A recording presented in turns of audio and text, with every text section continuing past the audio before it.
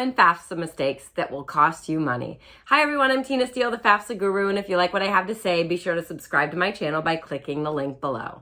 Over the last 30 years, I've helped thousands of families navigate the financial aid process and fill out the FAFSA form. And during this time, I have seen so many mistakes that have cost families thousands of dollars. I don't want to see you make the same mistakes. Mistake number 1, reporting your spouse's income and asset information on the FAFSA when you're divorced or separated. If you are divorced or separated, living in separate households, you only need to report your income and asset information on the FAFSA form. So for parents of dependent students, the parent who should fill out the FAFSA would be the parent with whom the child resided with most within the last year.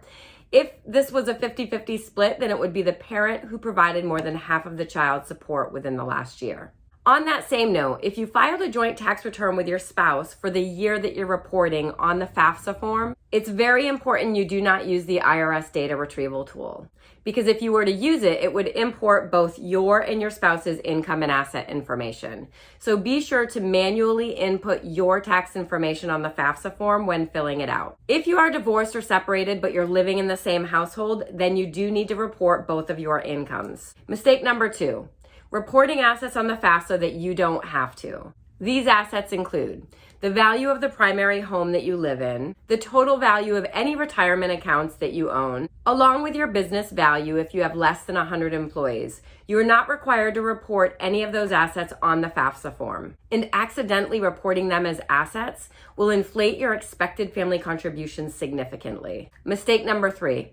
Adding an extra zero. You won't believe how often I see this. There's a lot of questions on the FAFSA form that ask you to report income and asset information, and it's very easy to accidentally add a zero. So let's say you have $10,000 in your savings account and you accidentally add a zero, it's now $100,000. That is going to have a very negative impact on your financial aid offer. So be sure to triple check all your figures on the FAFSA form prior to submitting and make sure you don't have any extra zeros. Mistake number 4.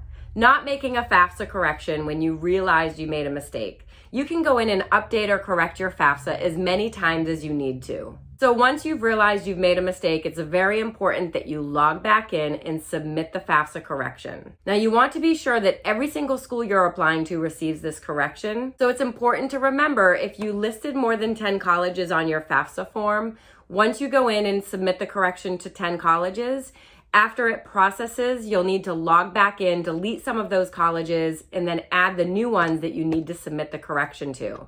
Otherwise, all the colleges are not going to get notified about these changes. And lastly, mistake number 5, one of the biggest mistakes that I see is families not submitting the FAFSA because they don't think they're going to qualify for any financial aid.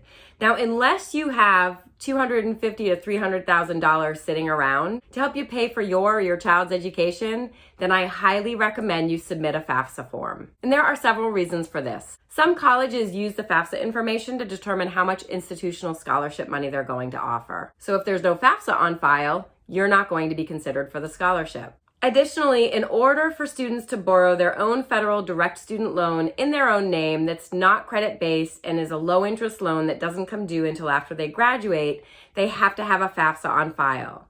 And also, if you as a parent want to borrow a federal Parent Plus loan for your child to help them pay for education, you have to have a FAFSA on file. And the other reason is you won't be able to appeal your financial aid offer.